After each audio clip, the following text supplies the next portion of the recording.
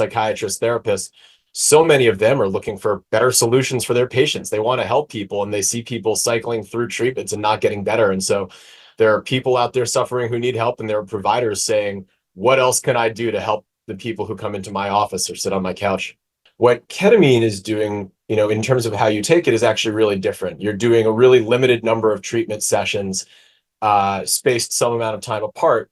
But the idea is that they're really helping you address root causes or overcome symptoms, and so that you don't have to keep taking pills every day. And so a ketamine therapy program is usually structured as some set number of sessions with the medicine, 6 or 12 or 18, spaced over a number of weeks or months. And people see responses from that treatment. We've had many people on the show in the psychedelic field. We've had Dr. Parker Kelly, who's a postdoc at UCFSF. We've had Joe Zamora, who's also at the same university. And we have had Bram Rector, who's a VC at Focal Point Ventures. Today we're joined with Mike, who is the Chief Strategy Officer at Mindbloom, who's a leading business offering at-home ketamine therapy. He has done quite a lot of really interesting things, including arguing with some congressmen. But Mike, welcome to the show. Thank you so much, Lowell. Really a pleasure to be here. And a quick thank you to Anna Godskind for helping set this up. Mike, ketamine started in the 1950s in a lab as a derivative of PCP. What is your background, and how did you get into finding ketamine as something you wanted to dedicate your time to?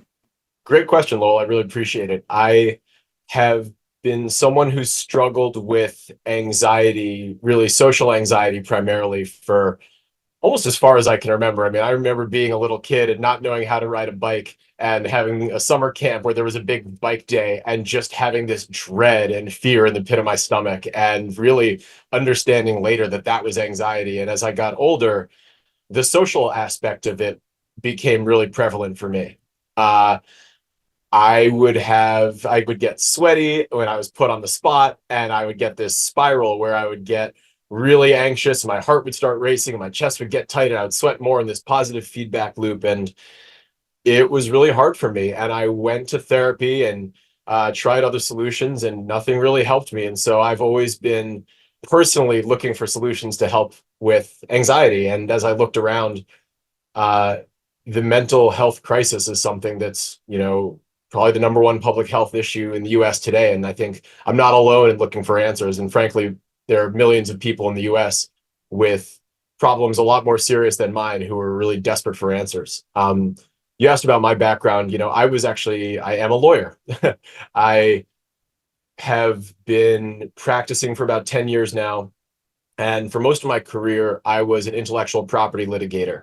And what that means is that I was primarily trying patent cases for big Fortune 50 and Fortune 500 companies on all kinds of technologies, pharmaceuticals, cancer drugs, cholesterol drugs, medical devices, things like that. And so I worked a lot with the healthcare system, but always felt a little far removed from actually the people who need help, and wanted to get closer to actually making a difference in individual people's lives and really seeing the benefits of that work. Mindbloom was started by one of my best friends, a guy named Dylan Bynan, who I've actually been friends with since college. And he started the company, and I can talk a little bit about that. But I was first an investor, and then I was a client. And Mindbloom's ketamine therapy was incredibly valuable for me in getting over my anxiety. And I can tell you a little bit about how that went too. But when I realized I wanted to do some work that was a little more fulfilling and a little more meaningful, I ended up finding my way to Mindbloom, and went from being an investor to a client to an employee, and now the Chief Strategy Officer here over the past 3 years. It's a unique opportunity to be able to see the full facet of the business and what it offers to people. The thing about the U.S., and for most of the audience is at the U.S., so thankfully I don't have to touch point this, but the U.S. is like the SSRI capital of the world. More inputs of people wanting to get better are happening, but the outputs of actually getting better are not there, which is really depressing. Yeah, I think there are something like 40 million Americans on SSRIs today. And what's really sad about that is the response rate, the percentage of people that actually respond to treatment and get better is typically below 50%. And so you're in this system, today, less than half of people who have mental illness receive treatment. And of those who get treatment, less than half get better. It's pretty daunting. Yeah, there was a therapist I was talking to, and I was just like, hey, what is if you weren't seeing someone, or what is your actual thought in terms of the outcomes that people were getting from seeing you? and they said that often I think that they could use the $150 more than seeing me. That often it was like it was nice that they would see me. I wish I could do more, but like it's just like a limit to what they can actually do. You know, like a lot of them are like telemedicine too, but they were just saying like they probably could have used saving the $150 and like exercising in the morning or something. And that's, I think, a lot of people's experience. People have gone to therapy, and therapy's helped a lot of people, but for a lot of people it doesn't help, or maybe they get better and then they relapse. Same thing with SSRIs. They've helped a lot of people. Like, let the record be clear, SSRIs have helped a lot of people, but they also haven't helped a lot of people, and they have pretty rough side effects: weight gain, sexual dysfunction, sleep issues, and they're really hard to get off of. A lot of people who get SSRIs are then committing to taking a pill every day for the rest of their life. And so I know when you talk to providers, psychiatrists, therapists, so many of them are looking for better solutions for their patients. They want to help people, and they see people cycling through treatments and not getting better. And so there are people out there suffering who need help, and there are providers saying, what else can I do to help the people who come into my office or sit on my couch? So if we use, I think this maybe is like apples and oranges to a huge extent. But if we look at SSRIs as like the most prescribed, and ketamine is something that is on the up and up in terms of like being heavily researched, showing to be having great results. How does it compare in terms of like how would you compare the two? So I think most people are familiar with SSRIs as like a benchmark. Sure. So I think when you're getting an SSRI, well, to step way back, I'm not a doctor or scientist, so I Yeah. work in the field, but I want to qualify this with this is my understanding. But they work on different systems in the brain. They're different chemicals, and so they're working differently in the body. But in terms of how they actually are taken, an SSRI is a pill that you take usually every day, and in theory, it's supposed to help reduce symptoms of depression or other mental illnesses. What ketamine is doing, in terms of how you take it, is actually really different. You're doing a really limited number of treatment sessions, spaced some amount of time apart. But the idea is that they're really helping you address root causes or overcome symptoms, and so that you don't have to keep taking pills every day. And so a ketamine therapy program is usually structured as some set number of sessions with the medicine, 6 or 12 or 18, spaced over a number of weeks or months. And people see responses from that treatment really quickly. So with an SSRI, you're often waiting weeks or months to actually see if it's working. With ketamine therapy, a lot of people see results after 1 or 2 sessions, and often will do a set of treatment sessions, maybe 6. Maybe they never do it again. Maybe they continue a few more if they want to see continued improvements. Maybe they do those 6 and they come back after a few months or a few years. That's how my experience has been. I did 6 sessions, and about a year later, I thought I could use a little work to get back to where I really want to be with anxiety. And so I did a few more, and maybe I'll do 2 or 4 sessions in a span of a few weeks or months, and then not do it for a bit. But the idea is that you get a really highly effective treatment that you don't have to take every day and can work really quickly. In terms of the effectiveness, SSRIs in studies are typically showing response rates about 47%, meaning a little bit less than half of people are getting better. With ketamine therapy, the response rate's much higher, often in the high 50s or even 60s. So Mindbloom published a study. It was the largest ever study of ketamine therapy or any psychedelic medicine, with real world evidence from over 1,200 clients. And that showed a response rate of 63% after only 4 sessions. And so what that means is 4 treatments with ketamine, and people are showing significantly greater improvements than what are shown in a lot of other studies of other treatments. Now, this wasn't head to head. This is just real world evidence from our Mhm. programs, but it's a really promising study showing how effective and fast acting that treatment can be. And I don't think correct me if I'm wrong, I don't think there's like a withdrawal situation with ketamine. With SSRIs, you do have yeah, negative effects of going off of them. I think that's right. I think with SSRIs, it's really can be complicated to taper off. It takes some time. It takes close management from a provider. With ketamine therapy, because you're just doing these limited incremental doses, it's not typically a kind of continuous treatment program. Also, with ketamine, it doesn't create physical dependence or addiction in the same way as other substances, like maybe an opioid or nicotine or alcohol or other things like that. There are, in some cases, you can have a psychological dependence, which you can have to pretty much anything in your life, Mhm. but it's not physically addictive in the same way. And I'm not aware of studies looking at or finding evidence of, issue tapering off of it or withdrawal. Do you so and this is like, going personal, but other than the ketamine that you've taken it, do you do like the meditation or anything else with that to like just really boost your mental health? Yeah, and I'm happy to talk about my own experience here because I think what I went through is uh, typical is a strong word because people come to Mindbloom and ketamine therapy for so many different reasons. But I think I had a really impactful experience. I mean, having a transformational experience with ketamine therapy made me want to leave a promising law firm career and come work in ketamine therapy and psychedelic medicine myself. But um, when I came to it, I had tried therapy on and off for years. I think I went first when I was probably about 3 years old, but my parents got divorced. I remember my therapist reading Dinosaurs Divorce with me. I went for anxiety and other behavioral stuff in high school. I went for anxiety when I was older. So I'd been through all kinds of therapy and it had never really helped me. I had tried meditation and couldn't really get into it. And ketamine therapy was the first thing that really helped me. And, the way the programs work, I'll say this. Ketamine therapy has a lot of different models in the world. I think before Mindbloom existed, the main model was IV treatment, where you'd go to a clinic, you'd get hooked up to an IV, you'd feel the medicine for a couple hours, and then you'd go home. We call that medicine only. And that was shown to be really effective. Most of the studies showing how effective ketamine is have just been that medicine only protocol. What our programs are doing at Mindbloom is a little beyond that. We're doing the medicine, but packaged with coaching, therapeutic content, and preparation and integration work that you do before and after sessions. And then community. There are these group integration sessions where you can actually get together with other people who are going through treatment too and actually talk about your experiences. And for people who haven't done ketamine or other psychedelics, it may be hard to understand why you'd want to do that.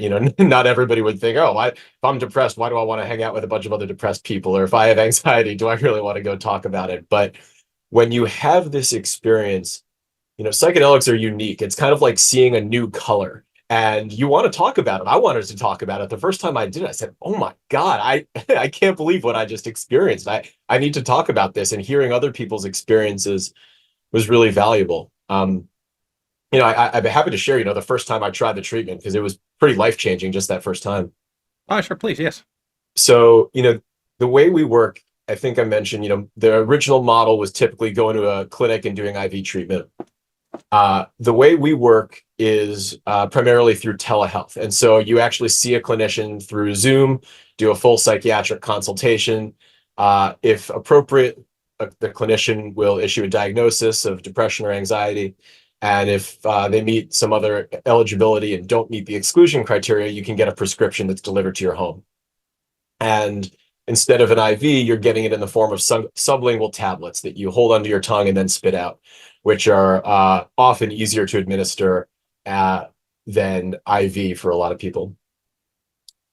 When you take the medicine, you're putting it under your tongue, you're spitting it out, you put on an eye mask, and then you have some audio. And, unlike therapy or even some other psychedelics, with ketamine, usually, and in our protocols, you just turn inward. You have your headphones on, your eye mask on, and you just let the medicine take effect. The first time I did it, it was like noise canceling headphones for my brain. I don't know if everybody with anxiety has this experience, but I have these rumination cycles where I spin and spin and spin, and there's so many voices in my head, criticizing, questioning, worrying. There's some great quote, I forget who it is, but my life has been a series of tragedies, only some of which have come to pass. That was kind of my experience with anxiety. I worried and pictured the worst case scenario all the time. And when the ketamine took effect, everything quieted down. Whoosh. And I had this image of myself in what was basically an igloo. It was quiet, it was cool, and I was alone. And in it, there were these different rooms, doors I could go through. And in those doors were different experiences that caused me anxiety. Public speaking, going on a date, being under the spotlight, anything like that. And I could go in, and normally, I mean, even sitting here, like if I were sitting in a chair thinking, picturing myself public speaking, I would start to sweat. I would start to have that heart racing and the physical reaction. With the ketamine therapy, when I went through that door, I saw myself there, but I didn't have the physical experience of it. I didn't have the chest tightness. I didn't have the sweating. I didn't have the thoughts racing. I just was there. And for the first time, I was able to realize you could disaggregate the mental and the physical, and they're not inextricably linked. And seeing that was like a light bulb went on. And in these other rooms, there are these same things where normally I would have triggered this positive feedback loop of physical, then mental, and more physical, more mental, and I just didn't have it. And so the medicine lasts for, 60 minutes, give or take. You're back at your baseline in 90 minutes. When you take your eye mask off, you usually start to journal, and these thoughts were just pouring out of me like, oh my God, it doesn't have to be that way. It doesn't have to be inevitable that if I am put on the spot, I'm going to start sweating. It doesn't have to be the case that if I start sweating, I'm going to get anxious. And it was incredible. And then I met with my guide, who's basically a life coach, and I told him, and we talked about, okay, how could I experiment with this in my life? How could I play around with it? And at first it was just like noticing the triggers, and then noticing when I felt or saw the trigger, the normal next step in my little feedback loop, and then being like, what if I cut that off? What if this time I didn't spiral? What if this time I didn't start focusing on myself so much and just let it go by? And with more and more sessions, I was able to really practice experiencing these things, but without spiraling out of control. And it let it then impact my, the rest of my life. And all of a sudden I could get to a place where that just didn't happen anymore. It sounds like so for a lot of people I know, when they're struggling with mental health, the big thing that they like, even when they're in therapy, even if they're trying to do all the right things, the just believing that things can get better is like the biggest thing. It just believing that it's possible for the thoughts and stuff to not be present seems to be the biggest thing. So it seems like the ketamine like shows you not only is it possible that you can do it, and then the people come in and integrate that and give you the tools to bring that into your regular day life, so you don't have to take this like in the morning or something like that. I think you said that beautifully, Lowell. Psychedelics, and especially ketamine therapy, separate you a little bit from your normal experiences and your normal thoughts and feelings, and just give you a little perspective. And it shows you there's another way to be, or another perspective on something, or another way to think. And then it gives you this power to try to live a little bit differently or think a little bit differently. And really, my experience with ketamine therapy led to one of my core beliefs, which is that it's never too late to do something differently, to break a bad habit, to start a new good habit. And I think what these medicines can do is really jumpstart that process. It's not a magic pill. It doesn't cure you overnight, but it gives you the ability to see how your life could look or how your thoughts could look, and lets you know where to aim. I mean, I heard a great analogy. This might have been on Sam Harris's podcast, but he talked about meditation being a really long path around a mountain in circles, hoping you get to the top. And I think what ketamine therapy and other psychedelics can do is show you what the top of the mountain looks like, so at least you know where you're walking on the path.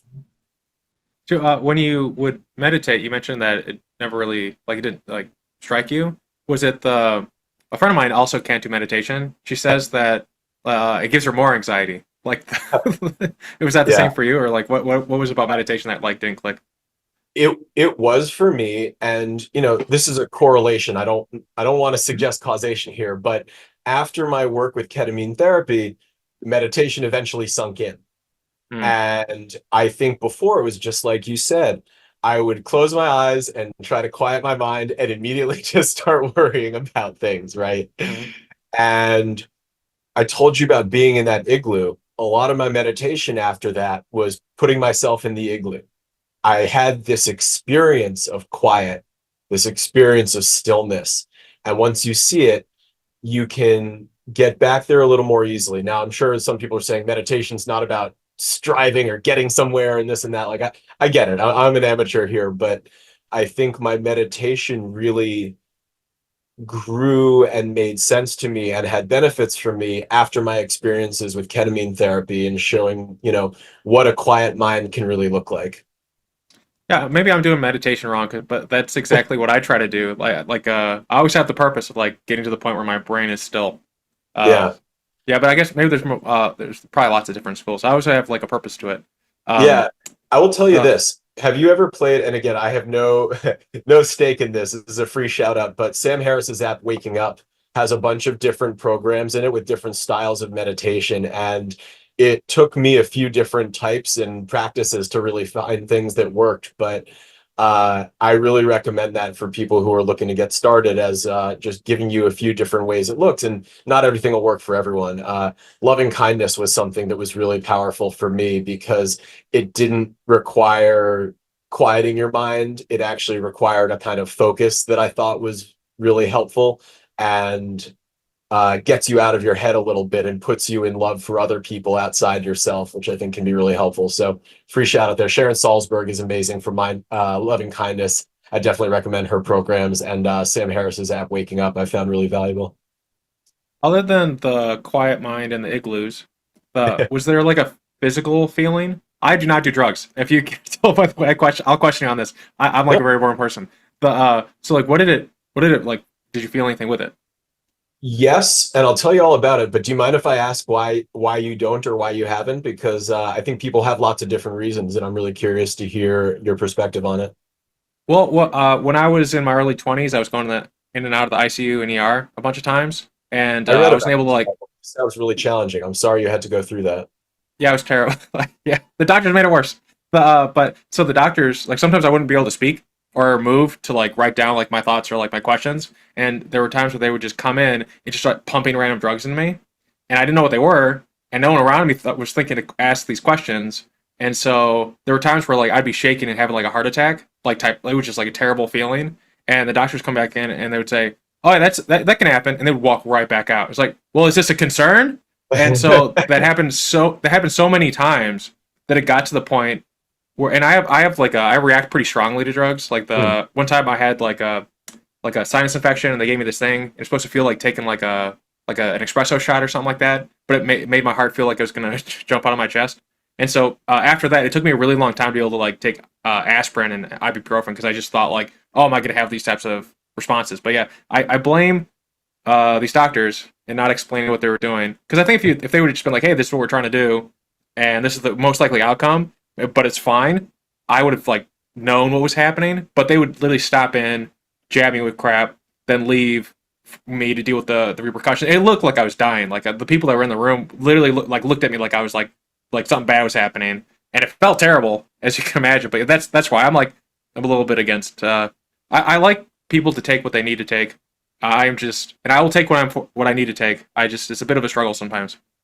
I totally understand, man. That sounds like a traumatizing experience. I'm sorry you had to go through it, but I'm sure anyone in your situation would feel the same way. That's harrowing. But I do want to touch on one thing you said, and I promise I'll get back to the question of the physical sensation of it. But I think you hit on something really, really important there that I want to tease out. And that's, I think you said something like if providers had told you what might happen or what to expect, it might have been different for you. And I think with ketamine therapy and other psychedelics, this is a really essential part. So a few months ago, there was an article in the Washington Post where the author wrote about, I think the headline was about her experience with ketamine, and it was bad. She basically kept a diary of doing ketamine therapy and had a really terrible experience. And when I read it, my heart broke for her because it was clear that her provider had completely failed her.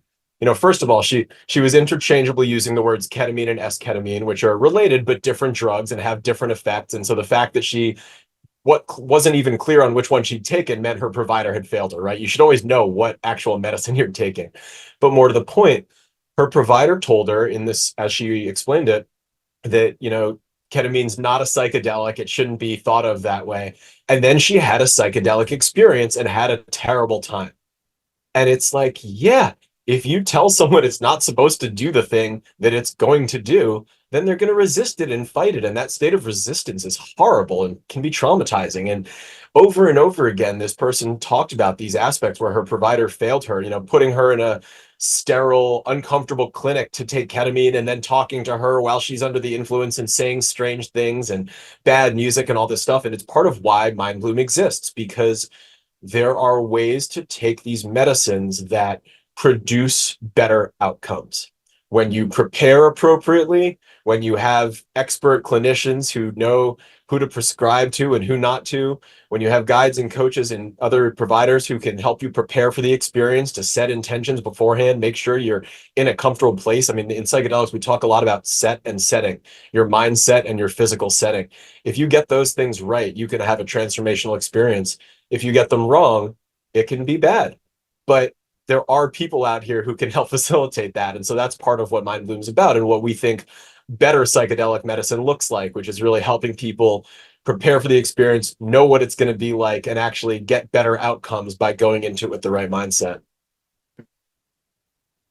I think I want to get back for a moment to what you asked about the physical sensation, because I think it's a great question. Ketamine is an anesthetic. And so it's a dissociative anesthetic. And what that means is, basically when you have the medicine taking effect, you often don't have as much sensation in your body. Some people will report different things. When I am taking the medicine, I don't really feel my body that much. And it's actually an analgesic also, which means it suppresses pain. I have chronic back pain. I had surgery in 2014, and ketamine therapies actually really helped my back pain also. I think Dr. Sarno and some others might say that's because I'm helping my anxiety. So it could be a psychosomatic thing, but it also feels, it relieves the pain when I'm taking it. And when the medicine takes effect, I kind of settle into my body a little bit, but I often kind of lose awareness of my body. And when the medicine's wearing off an hour later, I'm often surprised to discover that I have hands or feet, or I feel a sensation, and you kind of piece it together one at a time. You feel a sensation and you're like, oh, what is that? Oh, that's a blanket. It's on my hands. Oh, there are my hands. I forgot I had hands for a minute. And you kind of, you lose track of it a little bit, which is, I think, really nice. But again, something that you want to understand and be prepared for.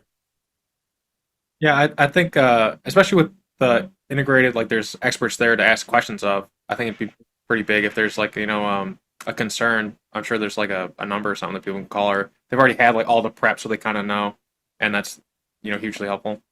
Yeah, the way we're structured, you have a guide who you meet with on Zoom before and after your first session, who helps you understand how to take the medicine, answer any last minute questions. You've already talked with your clinician about this, but they're really there to answer any questions. And you also have a peer treatment monitor with you for every session, who's a friend or family member who can help you get a drink of water, go to the bathroom if you need to.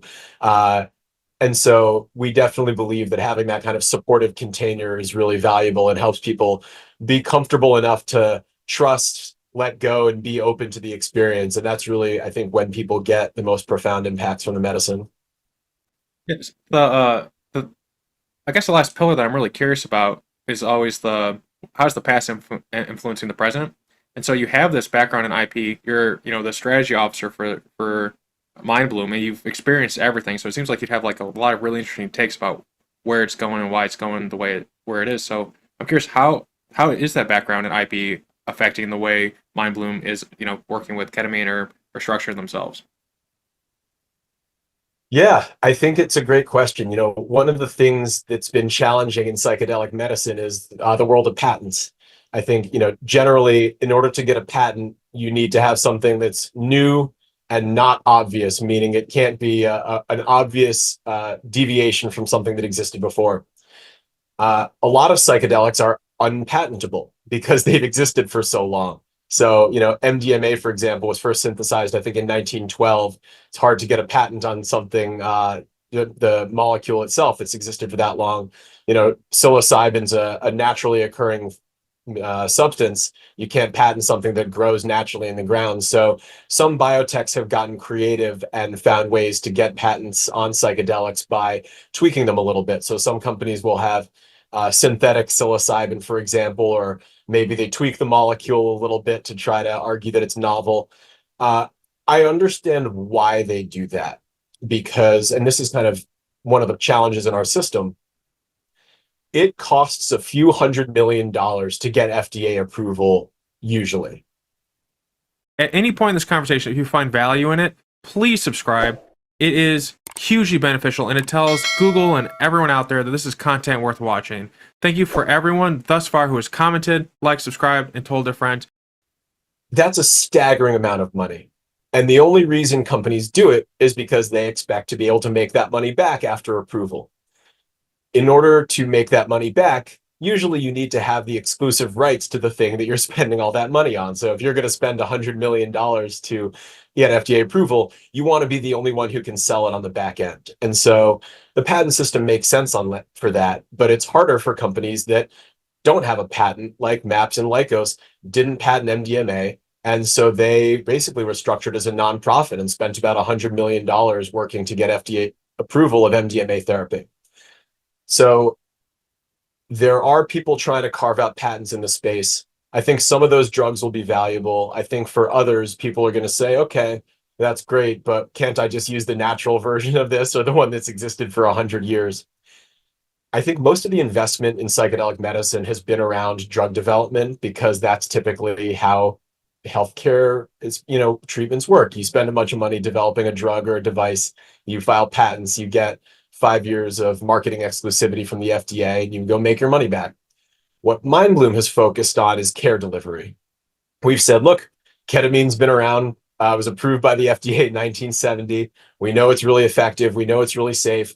The patents on it have expired. We're not going to try to tweak ketamine and spend a bunch of money getting approval for it because the thing is right here. It works. It's effective. Let's actually treat people with it. And so I think a lot of the industry has zigged towards spending money on drug development and patents and IP. And we've really zagged saying we want to be the best at delivering care with ketamine therapy and with other psychedelics after approval. And so in a lot of ways, our most valuable IP is our know-how. We've facilitated, I think, over almost 500,000 ketamine therapy sessions right now. We're on pace for about 250,000 treatment sessions every year. And that's led by a network of, I think, something like 80 psychiatric clinicians following clinical practice guidelines developed by the leading experts in psychiatry and ketamine therapy. And so we've gotten really, really good at delivering this treatment in a way that's effective and safe. And so whereas there's definitely some benefit to taking just the medicine itself, we're helping people get better improvements in depression and anxiety by doing all the care around it, the coaching, the content, the community, the mobile app with all the preparation and integration and audio to listen to during the session. So our core IP is really around our know-how and our expertise in delivering this treatment. That doesn't mean things might not change in the future, but we're really excited about the other companies who are leading the FDA approval process for other drugs and treatments, because I think, our vision is not limited to ketamine therapy. We want to make psychedelic medicine the #1 treatment for mental health. And so as soon as the FDA does approve new treatments, we want to be the leaders in delivering care with those treatments too, because we think they're the best tools available to end the mental health crisis. Is the cost to acquire ketamine sufficient enough where you guys would ever want to expend resources to either develop IP or I guess it would be IP no matter what, but IP to around manufacturing it in such a way that would bring down the cost, so then you could potentially bring that cost differential to the customer, or just improve your margins? Such a good question, Lowell. The short answer is I think the amount of money it would take to develop and get approval for our own drug would then have to be made up by charging for it after the fact. And so I don't think developing our own medications would be a way to bring down costs. I think the cost piece of psychedelic medicine is really tough. Before oh, sorry. Just to clarify, I wasn't thinking like you'd make your own variant, like you said. I think that makes sense. So you guys wouldn't want to do that. I'm thinking more along the lines of you take that open IP and you find a way. Let's say it costs, I don't know how much it costs, like I don't know, like $20 for whatever, and you find a way to manufacture it in such a way that it comes down to like $1 for whatever, and so then you have that massive improvement, and then you're delivering it 200,000 times a year, and so you're having 4 times 200,000 improvement in terms of like your what more money you can have in your pocket. I was thinking more along that lines versus I think you made a very great argument why you would not want to make your own variant of ketamine. No, another really good question. I think the costs of our treatment programs are actually not as much driven by the cost of the medication, but all of the other services and products we provide around it. And so, we provide, consultations from expert psychiatric clinicians, coaching from trained guides who are incredibly skilled at facilitating and getting ketamine therapy and helping people get better treatment improvements, the content that we've developed, the mobile app we developed. And so I think bringing down the cost of the medicine itself would help some, but the bigger lever for bringing down the cost of psychedelic medicine, I think, is going to be insurance coverage. And that's where I think you can see real gains down the line. And I think we're moving towards that. So for context, insurance sometimes covers the cost of a psychiatric consultation. When you meet with a clinician, get evaluated, maybe they write a diagnosis, write a prescription. They don't typically cover the cost of the medication, and they don't typically cover the cost of the coaching or the other services and the app and the content and the things like that.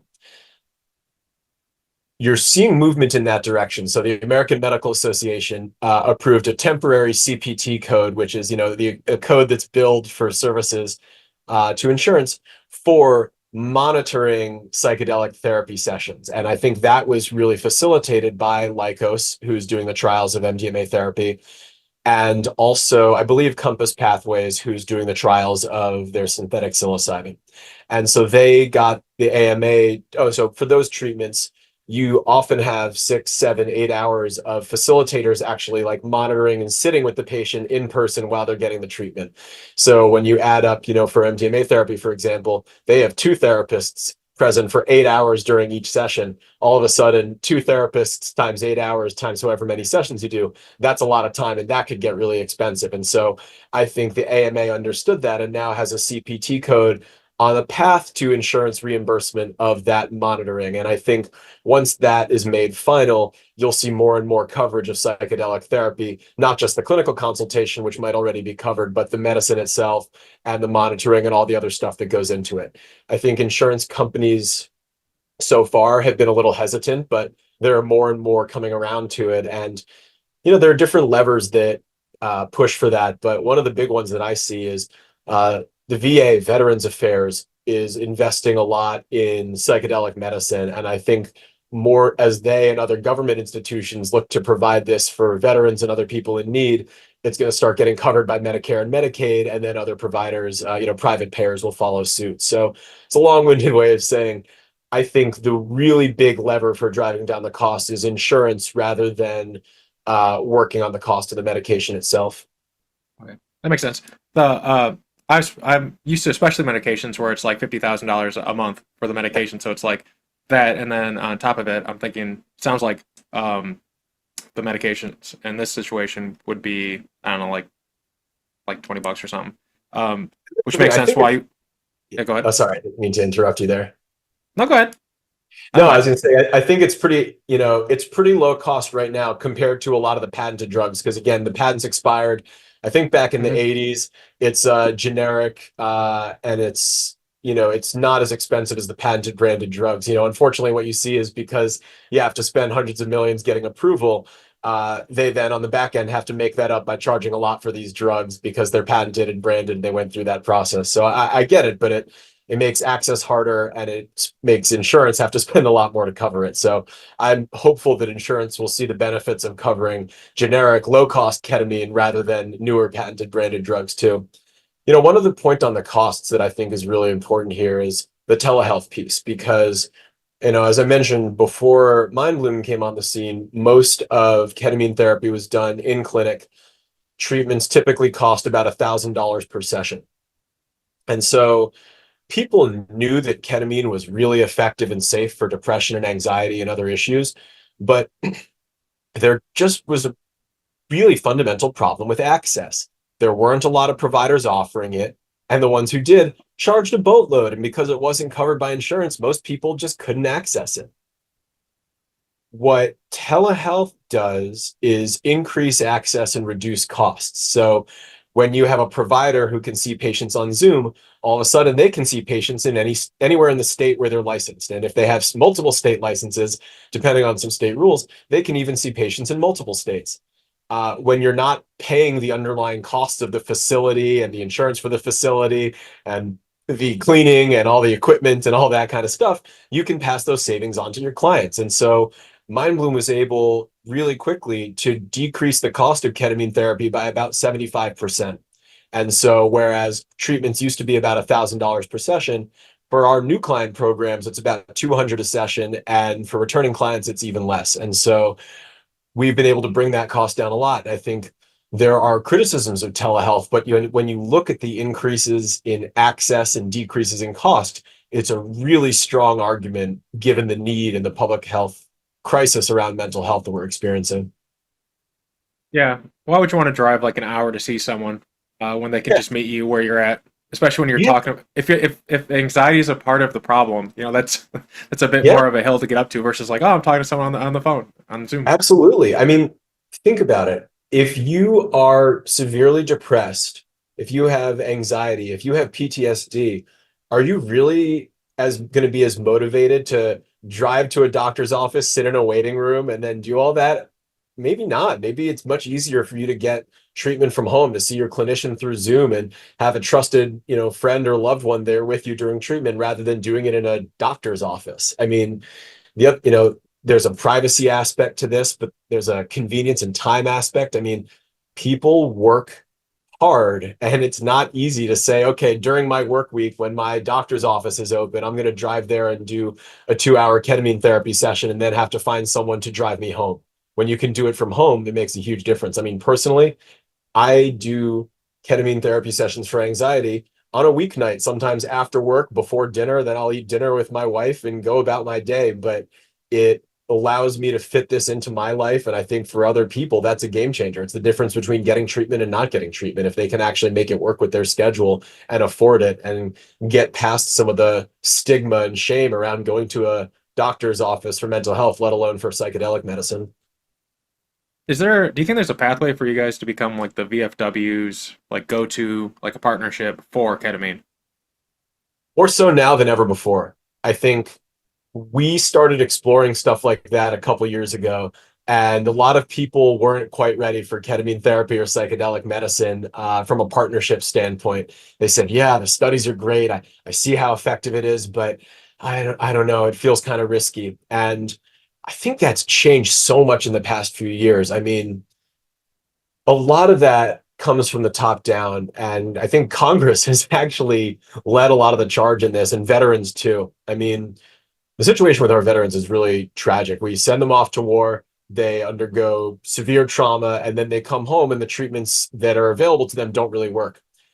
I heard some wild things when I was talking to veterans early on about partnering with them. And we have partnered with some independent organizations, not as high level as the VA, but they would say, yeah, I got ketamine when I was on active duty because I was freaking out, I was anxious, or I was depressed, or I was traumatized. The doctors there knew that it worked and was fast acting, and they didn't want to put me on SSRIs and see if I was doing better in a few weeks or months. So we had veterans saying, yeah, the VA knows this works. We've gotten this treatment. We just don't know how to get it here today at home.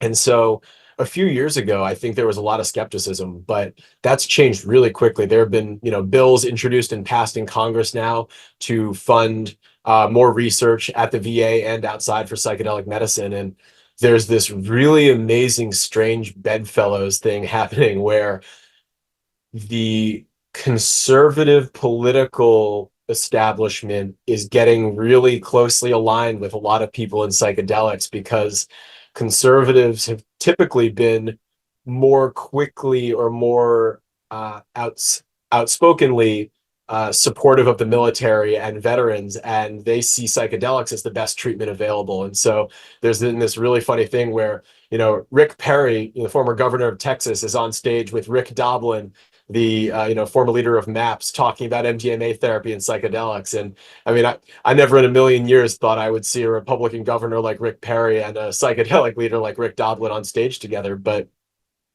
I think there's a real recognition now of how impactful these medicines can be, and you're going to see a lot more government involvement in them soon. And I hope that Mindbloom can be there too. We're having those conversations right now. And on this subject, I mean, I went to Congress and talked to them about it and was blown away by what I saw. Um, if you permit me a little bit of a digression into how we got Mhm. there, it's a little bit in the weeds, but I think where it leads, actually walking to Congress to talk about psychedelics, is really fascinating. Sure. Yes.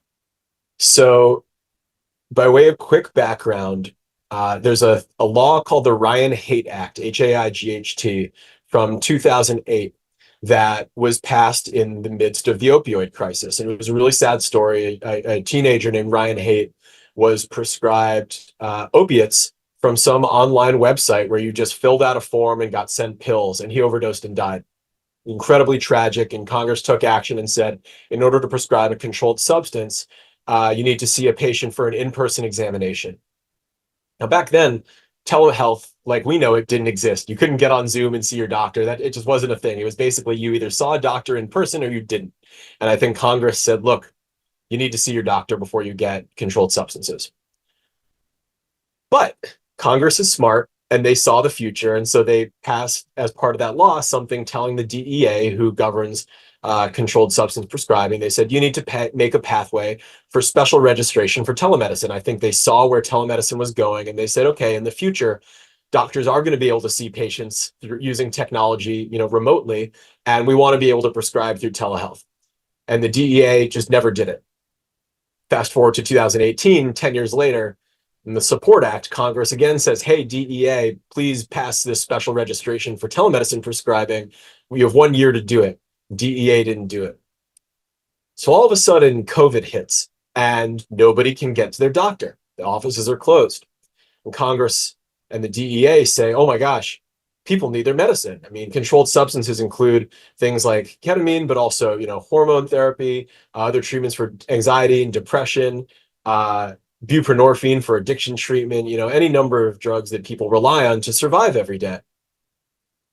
And they said, we need people to be able to get these. So they waived that in-person exam requirement, and they waived it for the duration of the COVID public health emergency. So that's what allowed companies like Mindbloom to prescribe through telehealth. Mindbloom always thought that's where this was going. The plan was always to be at home because it increases access and reduces costs. But COVID really accelerated that. So we had a clinic back in 2019. When COVID hit, we closed the clinic and went all telehealth. When I got to Mindbloom, I think everybody in healthcare thought these waivers were going to be made permanent because the expansion of telehealth reduced costs, let more people get access to care. But all of a sudden, there started being questions and concerns about it. And when I started looking at it, I realized the status quo is that unless someone did something when the public health emergency ended, it was all going to revert back to in-person exams, and people who relied not just on ketamine, but all kinds of drugs through telehealth were not going to be able to get treatment. So we looked around. I hired a couple of firms to go look around DC and say, hey, who's working on this? Who's going to pass legislation to make these changes permanent? And the answer was pretty much no one. The American Telemedicine Association is a trade association that had this as one pillar of about 12 or 13 in their platform, but nobody was really driving this forward. And I said to Dylan, our CEO, like, I know this is going to sound crazy for a small company our size, but I think we need to go tell Congress they need to change federal law to preserve access to care. At first he said it sounds pretty crazy. I don't know, man. That's a little out of our league. But when we looked around, we said, if no one's working on this and the status quo is that it's all going to go away, we got to do something. And if you had told me 5 years ago that I was going to walk into the US Senate and Congress to talk about ketamine therapy and psychedelic medicine, I would have said you were out of your freaking mind. I was terrified. I was like, what are these people going to think? But I was blown away by the response. I think I met with something like 36 senators, congressmen, staff, a couple executive branch offices, and almost uniformly they got it. They said, we hear every day about this mental health crisis. We are desperate for solutions that get more effective care in people's hands, that reduce costs, that increase access. And when I showed them the data on ketamine therapy, when I showed them how telemedicine works, they were like, yeah, this makes sense. And I'll bore you. I won't bore you with all the details, but the DEA was able to extend that waiver, and so that's why people can still get treatment through telehealth today. And those same people who we talk to are the same people who you see advocating not just for telehealth, but for psychedelics today, passing bills to increase research, I don't know, we can talk a little bit about the FDA hearing this week on MDMA therapy, but a bunch of senators and congressmen commenting on that and saying, hey, FDA, you need to approve MDMA therapy to just help people in need. And so I think when Congress is out here saying, yes, psychedelic medicines are going to be part of ending the mental health crisis, people take note. And there are huge opportunities for companies like Mindbloom that have been leading the way in actually delivering care with psychedelic medicine to partner with them, to partner with the VA, to partner with other veterans organizations to actually help people in need as quickly and efficiently as we can. How did you get them to take your meeting? Well, I hired an incredible team of people in DC. I worked with a group called the Alpine Group. A guy named Raj Shah and another member of that team was a former congressman named Greg Walden. And he's a congressman from Oregon who led the Energy and Commerce Committee and is one of the most respected people in Washington, D.C. And again, I would not have thought he was a Republican congressman. I think based on the history of psychedelic medicine, I would not have thought that a Republican congressman would be an advocate for this. But these folks really had personal connections and understandings to the need for better mental health treatments. And they were really eager to work with us. And they proved to be incredible partners. And they would reach out to people who they knew in the Senate and Congress and say, hey, I think you should talk to these folks at Mindbloom. They have a solution for depression, for anxiety, for other issues through telehealth and through ketamine therapy and psychedelic medicine. And this is all going to go away unless Congress or the DEA does something. And, you know, when you have really respected people in your corner, you can talk to those people in leadership, in Congress and in the executive branch. And, you know, that's in some ways that experience was hard for me to see that relationships and access played such an important role, because I think in a perfect world, the merits and facts of the issue would be what gets it in a door, not necessarily the connections and the relationships. But the risks here were, if this went away, were human lives. And so we felt like we needed to do everything in our power to get in the door. And that meant finding people to work with who had that level of respect and credibility and who believed in what we were doing.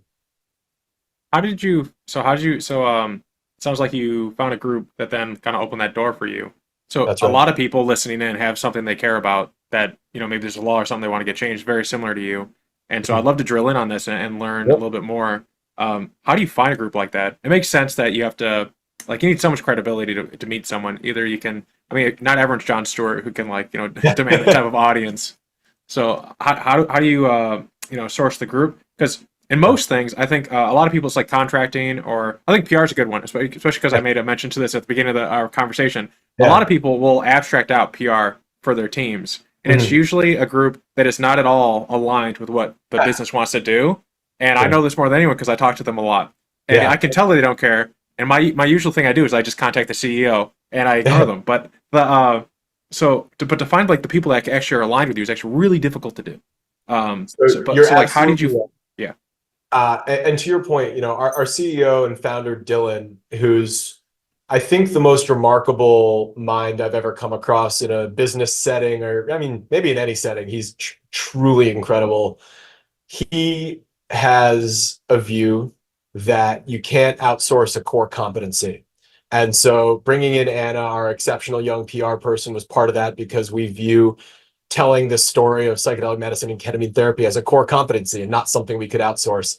It's why I personally was taking those meetings with folks in DC, because I care so much about this and I can talk about it from my own experience rather than hoping someone else can go tell our story for us. So I think you hit the nail on the head that you need to find people uh, who can really tell the story and do the work yourself, rather than just trying to go outside and look for help. But to your question, you know, obviously we had to go find people. And, you know, we are really fortunate at Mindbloom to have amazing investors and advisors. And so when we want to do something like this, we ask them. We are really not shy about hitting up our networks and our investors and saying, hey, we're looking to do XYZ.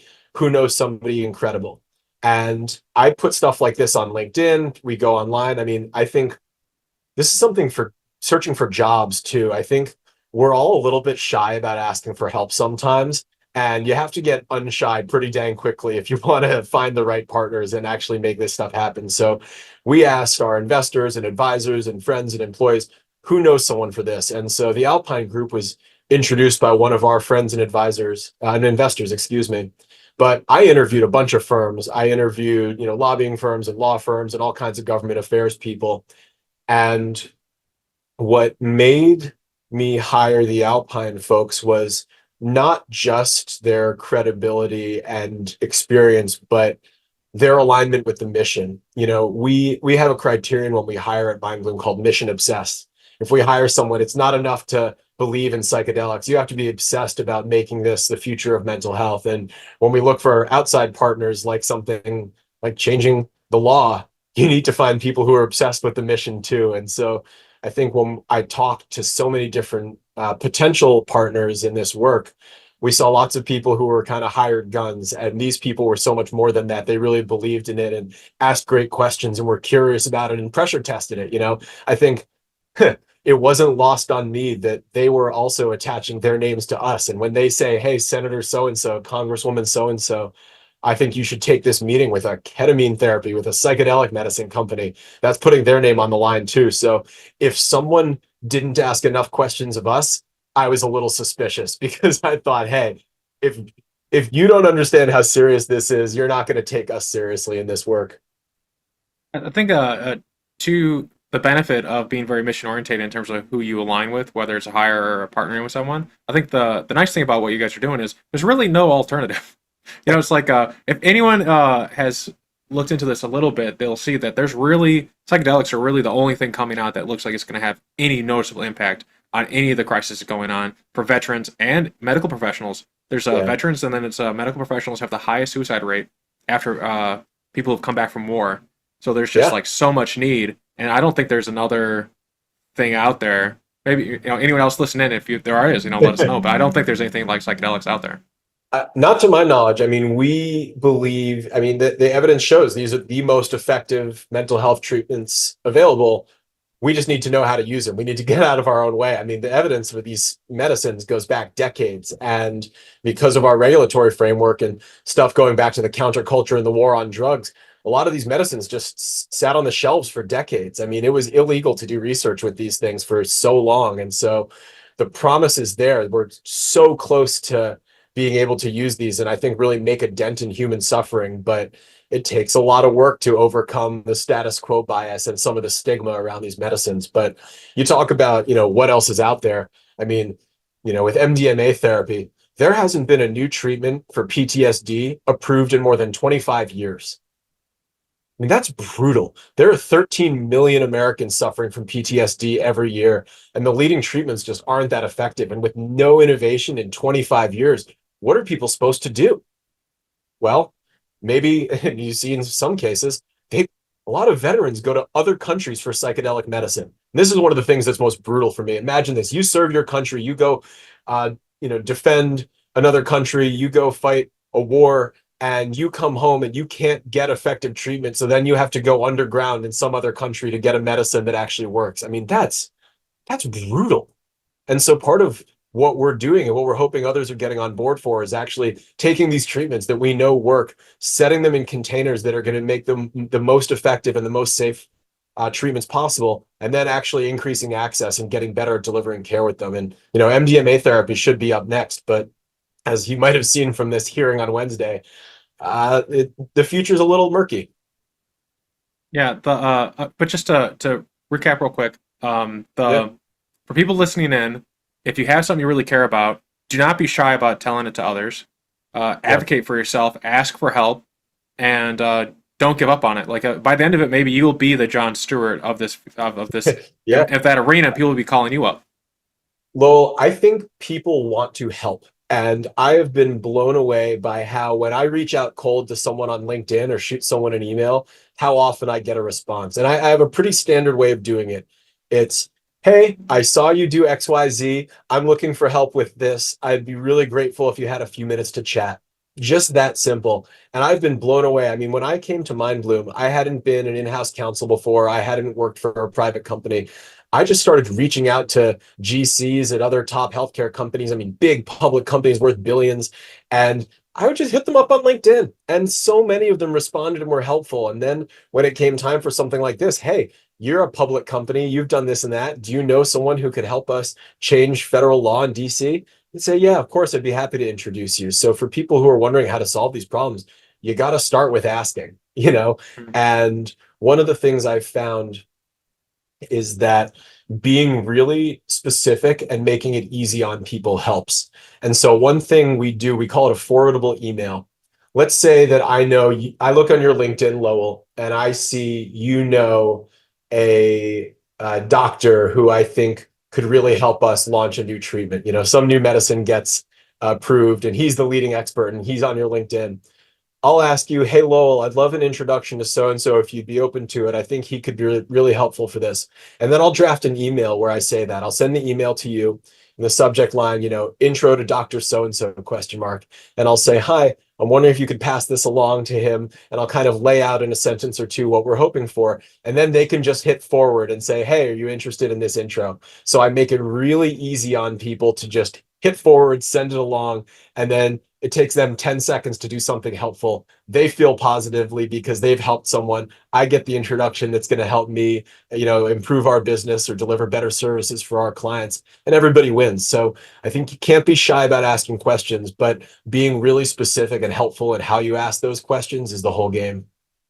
I think the one addition to that I'm seeing in what you just said is that I think for people when you're looking at an email, when you're going through your email box or whatever, I don't know why I said email box, but what you're really assessing, because I get a bunch of emails for people asking me for stuff all the time. I'm really asking, Yeah. like, the number one thing I'm looking for is, are they going to waste my time? Are they worth the time to help Yeah. to do whatever? So like I think the number one thing you can really show people is you've done the work to be worth their time, and it's not like they're better than you or whatever. It just means like, hey, they have a long and busy Yeah. day. Have you done your work to make sure that you're going to not waste their time? Even open Yeah. an email. If you open an email and like it sucks, you know, it's like, oh, that sucks. Then you're less. Yeah. It's like there's like a study where if someone does something for you and you don't say thank you, they're 70% less likely to do something for someone else.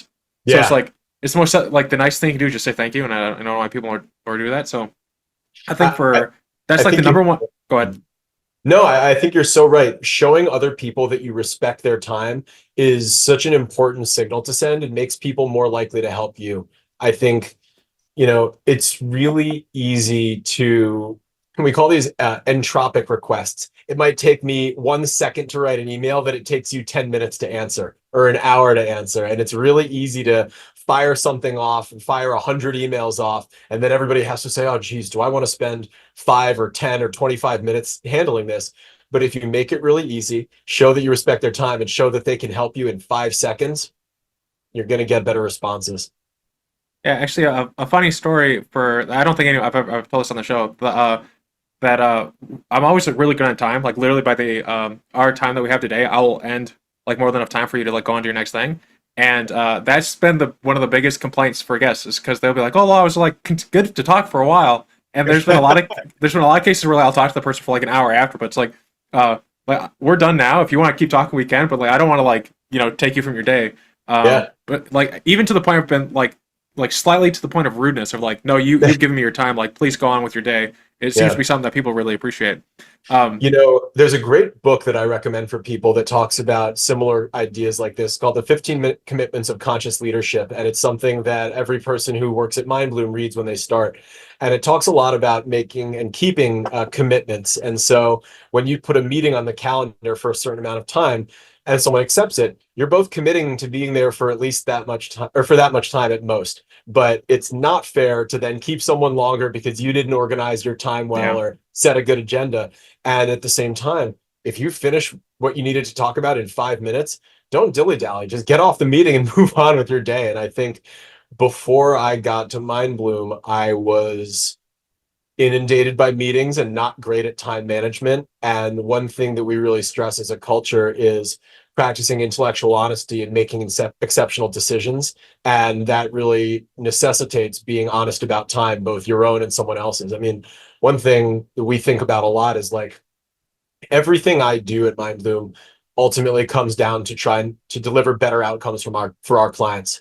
if I waste an hour, that's an hour I didn't spend trying to help more people get access to this treatment. And if you view it through that lens, it's really easy to say no to things that are bad uses of your time, right? If you say, hey, maybe I feel like being nice to this person, but is that really more valuable than trying to change this law to make sure people don't lose access to care? And it can sound a little ruthless, but I think if you're doing something you believe really helps people, being somewhat ruthless with your time is in society's best interest, as long as you're being honest about it. If there were, well, especially when you have a busy day, sometimes people reach out to me for like, I don't know, people do this a lot, but they're like, try to get you on a call. I do not like this. If you can answer what you need my help with in an email, just answer it in the email, and I'll answer back. Like, there's been a couple of times where they'll be like, oh, I'm gonna call. It's like, what did you need my help with? I'll like respond back because I know the people. Like, what did you need my help with? It's like, oh, well, I'm having this problem. It's like, okay, here's your solution. I'm going on with my day. It's like you can really simplify these things. But so we did talk about MDMA, and we want to get in on this. So the big, I think if you wouldn't mind like setting up the ball, and I'll spike it with some questions. What happened this week with FDA? I think it's like the council. It's not actually FDA proper, and their thoughts on MDMA. As usual, you're 100% right. This was not a decision by the FDA. It was a little something different. I'm happy to set the stage here. So Lykos Therapeutics, which was formerly MAPS, has been working for about 30 years, maybe more, to approve MDMA-assisted therapy. That's a crazy long time to be trying to get a treatment approved, right? And they're almost at the finish line. So the FDA approval process requires a ton of evidence and data and studies, and then FDA has to sign off, basically saying, yes, this is effective, and yes, this is safe. Lykos has finished all of their trials and submitted their data to FDA for final review. Along the way, FDA has actually been really supportive of this. They helped Lykos develop the clinical trial protocols. They granted breakthrough therapy designation in 2017. They granted priority review to even speed up the review process. And they set an August 11th target date to issue a decision on approval. Now, as I mentioned, this is going to be approved for PTSD, and there hasn't been a new PTSD treatment approved in 25 years. And with about 13 million Americans suffering from PTSD every year, there's a really big need here. So what FDA did, and they don't have to do this, but they do this sometimes, is they convened what's called an advisory committee. That's a group of independent people who review the evidence. They hear from the sponsor, they hear from Lykos, the entity doing the trials. They hear from FDA, and they hear from independent third parties, and then issue a recommendation. They vote, and they kind of give a thumbs up or thumbs down, like the Emperor and Gladiator on the drug approval. And FDA can either take or leave that recommendation. So this week, the FDA advisory committee was convened. It was about 8 hours long. I watched it and was really fascinated, but ultimately, the advisory committee voted against approving MDMA-assisted therapy. Yeah, a couple of parts that I'm going to highlight in a PBS article. I think you sent me a different one when we were talking in email, but I don't have a subscription to that, so I couldn't read it. In the end, it was 9-2 that MDMA along with psychotherapy was not proven to be effective. The next thing is there weren't adequate safety measures. Let's go one by one. So the first thing that they say is that it was not proven to be effective. What do you say to that? Disagree. Okay. So I'm happy to unpack this, but yeah, the spoiler alert is that I disagree with the 9-2 vote against approval. I do think the evidence showed that this was both effective and safe. What MAPS, now Lykos trials showed, multiple different trials, was that 87% of participants experienced clinically significant reductions in symptoms of PTSD. And after only 3 medicine sessions, 67% had such great improvements that they no longer met the diagnostic criteria for PTSD. From a clinical standpoint, they didn't have PTSD anymore. That's crazy.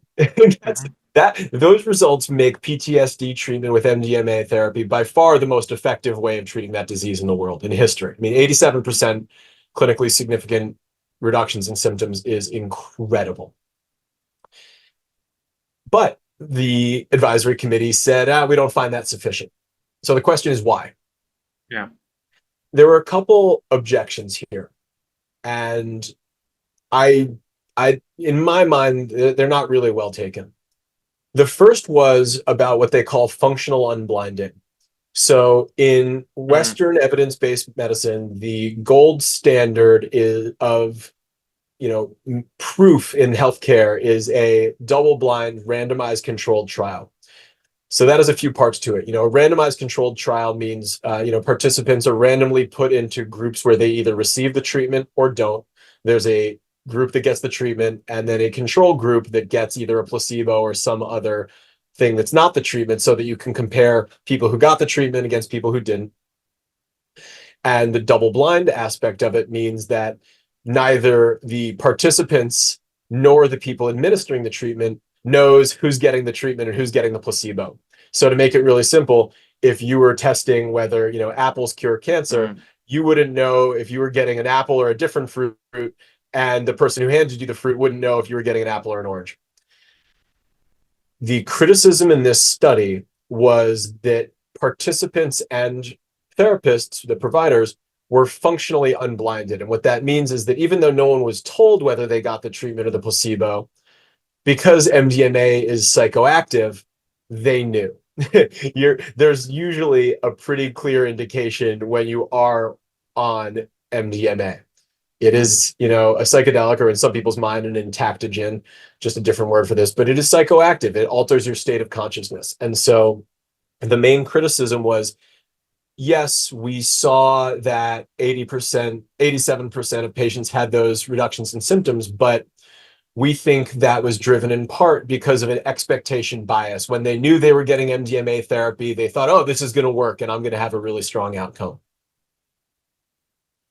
I think there are a couple problems with this. The first is, at a fundamental level, what rule are you setting here? Are you saying that if the treatment is functionally unblinded, it just can't be approved? Because if that's the case, you're never going to be able to approve any psychedelic medicine, period. But it gets even more absurd than that. Imagine I said to you, hey, Lowell, I want to see if running helps you lose weight. You could do a randomized controlled trial where people were put into groups of either runners or sitters. And you could see, okay, do the people who run lose more weight than the people who sit? But you're always going to know if you went on a run or not. And so if you take this conclusion, if you take this, premise to its logical conclusion, you're like, well, unfortunately, we can never know if running helps you lose weight because everybody knew if they went on a run or not. And obviously that's absurd, right? Like, we have to be able to make judgments about the effectiveness of a medicine based on not something more than just whether it was fully double-blinded or not. So I reject the premise that just because something could be functionally unblinded renders evidence of effectiveness invalid. The second piece is a little more in the weeds, and this has to do with the strength of the data. But there's an idea in clinical research called effect size, which is, as I understand it, if I'm getting this wrong, I apologize, but as I understand it, there are a few different ways to measure this, but it's basically how much more effective was the treatment than the control or than the placebo. And the effect size, the difference between the treatment and the placebo here, was massive. Massive. Something like, let's say the number is 2. I think the effect size for SSRIs is like 0.3 or 0.5. So you're talking about something that has a significantly greater effectiveness over placebo than the leading treatments available today. So even if there was some improvement that was due to unblinding and an expectation that it was, going to work, there's still that's a small portion of the effect, and there's still a huge room for the effect of the actual medicine. And that's why you see this is so much more effective than the placebo. So the criticism that maybe this was about unblinding and expectation bias, I just don't think it could explain the massive and unprecedented improvement that the people who saw who got this treatment. There was another criticism. This trial is kind of interesting because the way it was put forward, it's the treatment that was studied is MDMA plus psychotherapy. So the patients got 3 MDMA sessions and 12 psychotherapy sessions, and the control group didn't have the MDMA but got psychotherapy. And so some people are saying, well, we can't really separate out the evidence of what the effect of the MDMA was versus the effect of the psychotherapy. And I feel like for any, maybe in some research circles, look, it's an interesting question to ask. I'd love to know the answer. We should study it. But is that enough to stop this from being approved? I say hell no, because this thing freaking works and people are dying depths of despair. You have 50,000 Americans dying of suicide last year, 107,000 dying of overdoses. Are you really going to say you're not going to approve this treatment because we don't know whether it works because of the therapy or because of the medicine? I say this thing freaking works. Let's let people use it. And so the idea that not having teased out the whole contribution of each component yet, it makes no sense to me. Let's approve this thing. We can continue to study it, but we've seen that it works, and I haven't seen any reasons to not believe the data here. Did the I thought maybe I misread this, but I thought the placebo also had therapy with it. It was That's just right. So yeah. it's MDMA plus therapy, or the placebo group also got therapy. And look, therapy can help Yeah. people, and so you did see some improvement in the control group. What this showed was that people that just got therapy got some improvement, and people that got therapy plus MDMA got way more improvement. That's what I'm saying. It's like their criticism doesn't really make sense because you're still accounting for it. The only Yeah, variable that was different was the MDMA. totally. That's pretty wild. Well, normally the people can meet with the FDA and they have a conversation about like, hey, this is the study we're being put, or, we're going to be doing. Like, what do you want to see? And I'm surprised that the FDA was like, did not flag this as something that they would be concerned by before Yeah. they spent tens of millions of dollars to do it. And that's what's funny here. They had those conversations, and Mm. I wasn't in the room, but certainly when they granted breakthrough therapy designation and when they granted priority review, they knew the protocol that was being studied here. And my understanding is that they actually worked with Lycos back when it was MAPS to align on that protocol. So I can't speak for FDA there, but part of why I think it's still going to get approved in August, and we can talk a little bit more about this, but part of why I think FDA is still going to approve it is that they did, I think, understand this protocol and were aligned on it and signed off on it. And so the criticisms from these independent people, I don't know how much they're shared by FDA. That's the I'm curious like who these people are and how they came to these conclusions with those factors in there. If you told me like if I just like ran every day, I would have like these giant improvements, but like there's no study proving that's like tied. I'd like, okay, I'm running every day. Like you don't need to prove because this stuff is so significant. Yeah. You were saying like I think it was like 3 or 4 sessions where they had basically no clinical. They were not clinically had PTSD anymore. That's massive considering before it was like you're just on that train and you can't get off of it. That's Correct. not like if you told me that all I had to do was pat my head and scratch my stomach or whatever, and I would not have PTSD in 3 treatments of this. I'm like, all right, let's Yeah. do that, and then you can figure out why that is later. Yeah. But I feel Yeah. like maybe just let it go. I completely agree. And I think there are a lot of people saying, look, we see that this thing works. There are ways to do this safely. We can continue to study it, but my God, people are dying from PTSD, from trauma, from addiction. We need to get these treatments out there. And what you saw at this hearing was a lot of people testify who have gotten this treatment and it saved their lives. I mean, Lowell, I'm not kidding. I cried listening to this. I cried at an FDA hearing because I saw these stories of people who'd been helped, and I felt the despair and the sadness of their trauma, the joy that they felt in their recovery, and then the frustration of seeing that this is just out of reach for so many people who need it. I mean, it's a little dystopian to be like, oh my gosh, this treatment is right here. This medicine's been studied for decades, and we're just not going to let people, veterans, trauma survivors, first responders access it. I mean, it's a little hard to wrap your head around. Yeah, And the safety piece here was kind of similar. In addition to voting that they didn't think they were convinced it was effective, they also voted that they weren't convinced it was safe. And I think this one was even harder for me to wrap my head around. There were a few concerns here. A lot of them had to do with not the medicine, but the therapy. So, look, this is really unfortunate. During the trials, there were a few therapists who crossed boundaries, and at least one instance that I'm aware of actual sexual abuse. Now, I don't want to underemphasize this at all. That is horrifying and it is completely unacceptable, and it should be investigated and dealt with accordingly. But the idea that we wouldn't approve this treatment because some therapists could act badly doesn't hold water to me. Giving it the best argument I can, the kind of steel man for it, what they're saying is, I think, that MDMA puts people in an altered state of consciousness where they may be more susceptible to coercion or influence. And that is something that needs to be monitored and accounted for. It's absolutely right.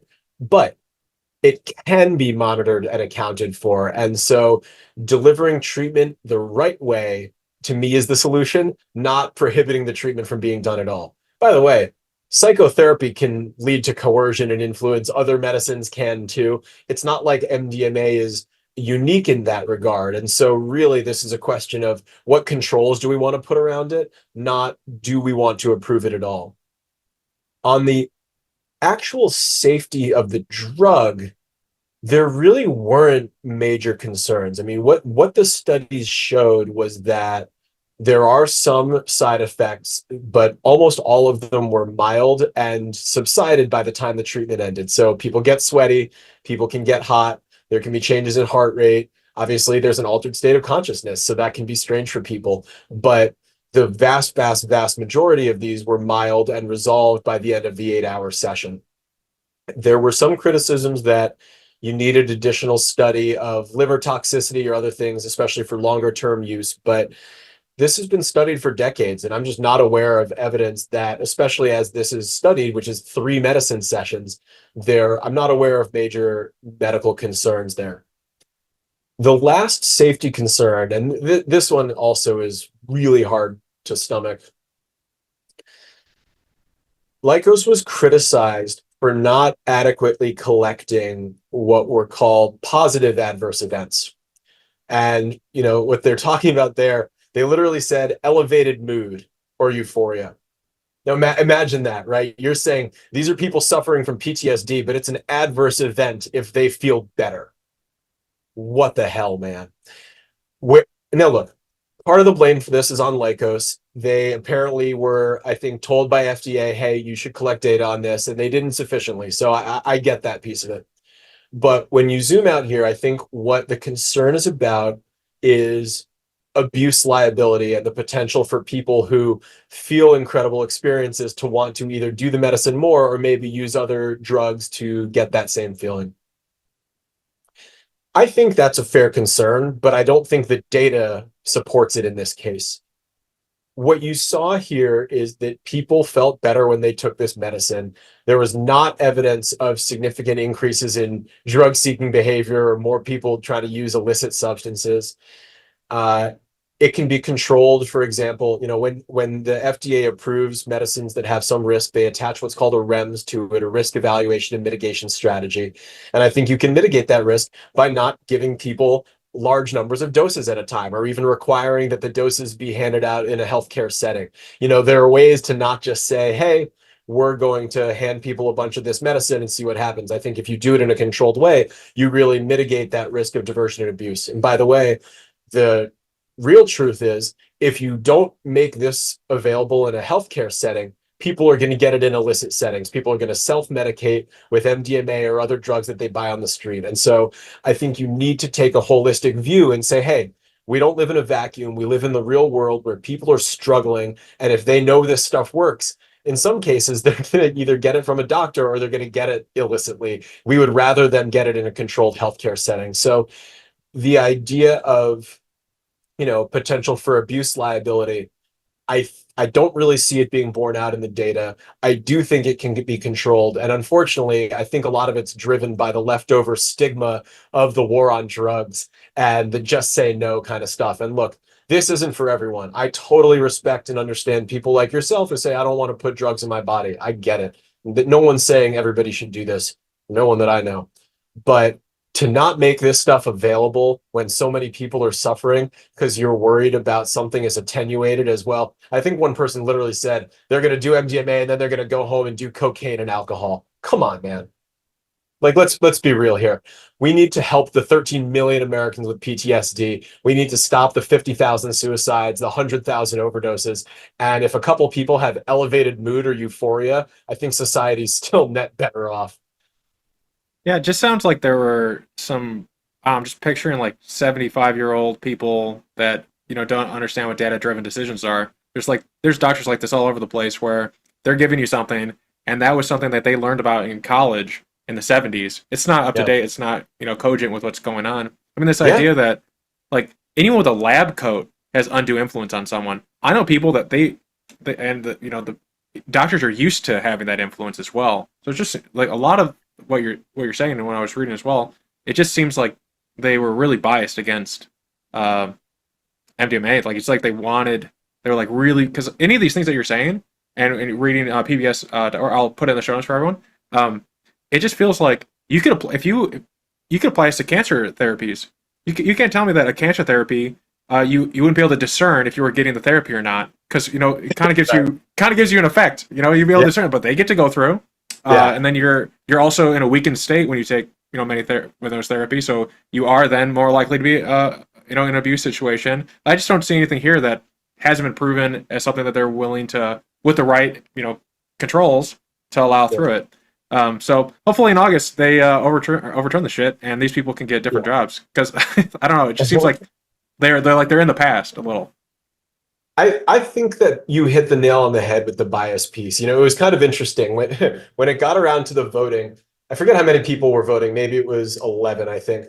You heard a lot of people say, well, I'm not a psychiatrist, so I can't speak to this, but blah, blah, blah. And then they would vote. Or I'm a toxicologist, so I'm this is my expertise, but they all vote on all the things. So they were definitely, by definition, each one of those people was an expert in something and was also voting about a bunch of other things. And so there is, an expertise and qualification question, but the bias is real. I mean, even in the way the questions were posed at the end for the voting, it was like, okay, discussion topic 1, voice your concerns about XYZ. And it was not phrased in an open-ended and neutral way. It was like, tell us all the stuff you're worried about. And you heard a lot of really attenuated hypotheticals. I mean, one of the criticisms that I thought was the most notable in being, I think, off the mark, you heard a lot of criticisms about diversity in the study population. Now, I think this is relevant. I think it's something that should absolutely be looked at. But a lot of people were saying that the effectiveness shown in the study was not valid because the study population was insufficiently diverse. Now, there was some diversity among the study population. I don't know the exact numbers. But as they were discussing this, at one point, someone from the FDA actually jumped in and said, hey, just so you know, study population diversity would not normally be a reason not to approve a drug unless there was some specific evidence that race or gender or sex had something to do with outcomes. And I don't think that evidence is available here. And there was kind of a pause. And then the panel basically said, well, we think it's important and we're going to keep, criticizing it on that basis. And so I think there was a certain hunting for issues and there was a certain bias. And by the way, the other bias that we haven't talked about as much is the big pharma bias here. I don't know if you saw, but there actually was a person from Johnson & Johnson, Janssen Pharmaceuticals, sitting on the panel as an industry representative. Now, they make a drug called Spravato, or S-ketamine, which is a derivative of ketamine. It's patented and branded and about 10 times as expensive as generic ketamine. And they're probably the company that has the most to lose if MDMA therapy is approved, because A, they make Spravato, and B, they make other mental health drugs, and MDMA therapy might eat into their profits. So this industry representative is there with a massive potential for bias here. And I think when you look at generally the criticism of psychedelic therapy, it's often coming from a motivation from big pharma where they make money getting people to take a pill every day for the rest of their lives. And all of a sudden they see a treatment that they don't have the patents on or they can't patent that lets people see incredible improvements in only 3 sessions. They say, well, if they can't make money on that and they can't patent it and control it, then they don't want it existing. And so I think the bias and influence, even in the media, coming from big pharma is really concerning here. Yeah, it seemed pretty lazy. I mean, Amazon didn't do anything different other than selling books. They just had a much better customer service and delivering it to people in such a way where they didn't have to interact with people. Carvana, I mean, they're not really innovating other than just, I'm tired of dealing with car salesmen. If you just give me the discount that I would have to negotiate for and you ship it to me, you can have that business. I think there's a lot of, it seems quite archaic in terms of their thinking. But I know we're short on time, so I just want to say that it's good that the FDA is a shield. Like we don't want like a Sackler situation, but at the same time, we don't want them to be so scared of their shadow that they allow these people's opinions to be heard. But so I totally agree. And by the way, on pharma, I want to be clear. Like I think the kind of regulatory capture and some of the other stuff you see, I think it's an emergent trait. I don't think it's a trait of the individuals that work there. I've worked with people at these companies that work really hard to save lives and do incredible research and work. But when you get a corporation with making billions of dollars selling drugs, they're going to be motivated to do what they can to sell more of those drugs. And it's in their nature. That's kind of the purpose of a corporation. So I get it. But we just need to be clear about where there is potential for bias and undue influence here. And with the FDA, I think it's similar. They exist because of some really bad things that happen with drugs that weren't regulated. And it's really important that they play a role in making sure that safe and effective treatments are being brought to market. But when you look at it as a decades-long blocker, and in the face of this mental health crisis that's going worse and worse every year, we need them to look at the evidence and the need and say, yes, this is a treatment that we want to have on the market. And by the way, I think they will. I think FDA understands the need and they understand the effectiveness here. Their presentation suggested to me that they get it and that they're planning for a REMS that will let this treatment be delivered safely and effectively. But more to the point, I think FDA knows that if they reject MDMA assisted therapy, they're basically telling Americans they're fine with 100,000 overdose deaths and 50,000 suicides every year, and that these people should keep suffering through treatments that don't work, even though FDA and everybody else knows there are better treatments available. We're just not going to let people use them. I think they know better.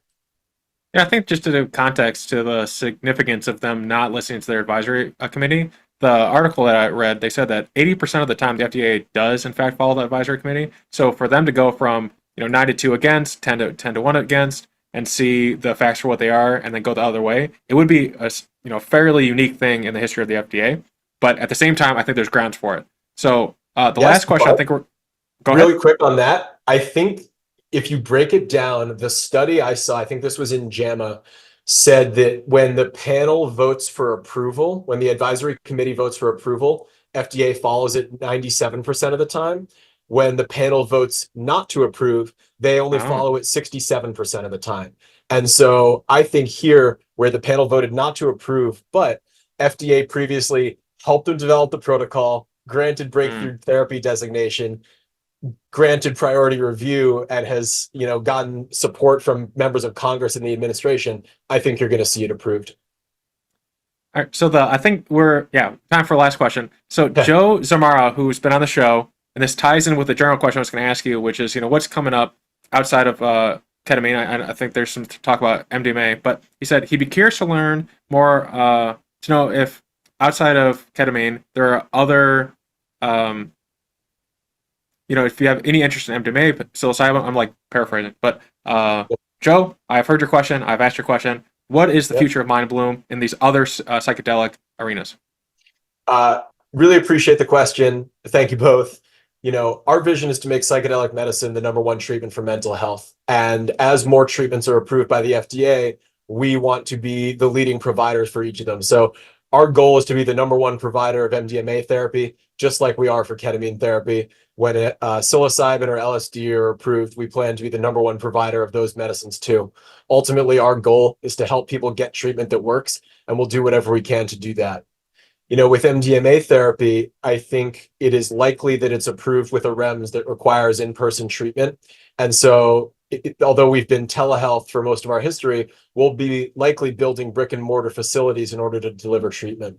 When that happens, all of a sudden you ask the question, hey, if we've got a clinic, what else do we want to do in the clinic? And so I think that could look like in-person ketamine therapy, certainly MDMA and psilocybin once it's approved, but also other neurotechnologies too. Accelerated TMS, transcranial magnetic stimulation, is showing a ton of promise. And so I could absolutely see us offering other neurotechnologies that are shown to be really effective and safe. I think ultimately our goal is to bring people access to the best treatments available. So we'll follow the science as we've done for our whole history. There's this scene in Mad Men where this person's saying they're happy with having like 50% of a market, and then Don Draper starts like foaming at the mouth saying like, "You're happy, like we don't stop until we get like the whole market, like umbrella coats." They were like we had like 97% of the market, and there's this duality I think with business where sometimes you want to like branch out into other markets versus like keep going in one. Yeah. How do you know? Like, at what point do you have like, ketamine is all these are such emerging markets. Like, you don't know when you have enough and the infrastructure enough to then like start splitting your focus when then you can't do things as well, in my opinion. So how do you know? How do you handle that when you do need to kind of like have the market penetration and then take over an area, but it's also emerging and you don't know how big it is. And then at the same time, there's new stuff coming up down the line. It's like, well, we can also be really, really big helpers in this as well. But and then I think this is like the busy idiot problem. I see a lot of startups where they have like a bunch of products, but they're not masters of any of them. But you're already kind of mastering ketamine. Yeah, it's a really insightful question. And I think it's why a lot of companies fail, not just in our space, but generally startups fail because they try to do too many things too quickly. And, for most of our history, we've tried to get really, really, really good at delivering ketamine therapy. So, for example, I think ketamine therapy 1.0 was just the medicine in an IV clinic, like we talked about. And 2.0 was what we built, which is okay, medicine plus coaching, content, and community. Now what we've been building is really specialized treatment programs where it's not just the one size fits all, but we have programs for issues within depression and anxiety, whether it's grief or getting unstuck or recovering from rejection, things like burnout. And so getting really tailored in what we offer to people and really refining this product to meet people where they are and give them the tools they need for whatever challenges they're dealing with. When it comes to other treatments like that, you're right. It would be really easy to just look at all the shiny objects and divert focus. And so when we think about the next one, MDMA therapy, we've been really thinking closely, how do we continue to grow and lead in ketamine therapy while also diverting some money and focus to this new thing? And the way we've traditionally approached new experiments is like, run a small experiment, and if it works, scale it. And so what I think that means in this case is we're not going to say on day one, we're going to open 100 brick and mortar facilities. We're going to open some smaller number. They're boxes. We're going to build the box. We're going to see how much it costs to run the box, how efficient it is, and how affordable we can make this treatment. And then we'll build more boxes. But it really is a matter of having gates where you validate something, say, okay, we can deliver this safely, effectively, and in a way that makes sense for the business and not getting out over your skis too quickly. And, unfortunately, in the ketamine therapy space, you did see some companies who were led by really great people and doing great work go under because they scaled too quickly and either couldn't afford to keep doing it or they scaled with negative unit economics or whatever else happened. But we have succeeded because we've moved, carefully and spent money in ways where we didn't spend big until we were confident something would work. I don't know much about MDMA and these other options, but would it be if for ones that need physical in-person component, could you have like a those like blood trucks, those blood buses? You kind of like hey everybody, on Tuesday, Thursday, and Friday, you guys could show up. We're like in your town, you come get your therapy, and then we're gonna keep rolling on. Then you don't have a physical presence. It's a little cheaper. I love that question. It's funny. I think here's where I'm going to give you kind of an annoying lawyer answer. Sure. It depends on what FDA approves. So if they say, they might say you have to be in a registered licensed facility. And then you have to look at the question there, either in the FDA regulations or maybe even in the DEA regulations. I don't know. What is the definition of a facility? And, can a facility have wheels? There often the tail wags the dog for stuff like this. So for example, there might be a requirement that a facility has a mailing address, and if you can't have a mailing address if you're a vehicle, then maybe you can't register as a facility, and therefore you can't be a mobile Mhm. treatment facility. There also might be specific carve outs for mobile treatment facilities. I think you saw this during COVID where people needed to be mobile to deliver vaccines or whatever else. So I love that idea. I don't know if it'll be possible, but I think one of the things we've seen is there are people in Congress and elsewhere who want to take steps to make this affordable and accessible. And so, uh, to quote, well, I won't do the bad quote, but I think it'll be possible. Well, actually, is there a quote or what would you like to leave people with? Because we're definitely at the time where I say thank you and thanks for all the fish. So, what would you like to leave Yeah. the audience with? Yeah, I was gonna quote. I'll just say the quote. I was gonna quote Theodore Yeah. Herzl. If you will it, it is no dream. And I think people have thought that we were crazy for trying to build a national psychedelic medicine provider, for doing it through telehealth. People even think we're crazy for wanting to do MDMA therapy. The bottom line is there's a massive need for better mental health treatments. These treatments work, and we've had incredible success, as shown in the first study we published and the second one we're about to, treating people with these medicines. So we're going to keep fighting to increase access and help people overcome mental health issues. And we can't wait to see what the future holds. And Mindbloom, it's all in the U.S. So if you're in the U.S. and you're hearing this and this is a problem you're having, just go to your website right away and That's you're right. probably going to get help. Yeah. Mindbloom.com. We're standing by to help.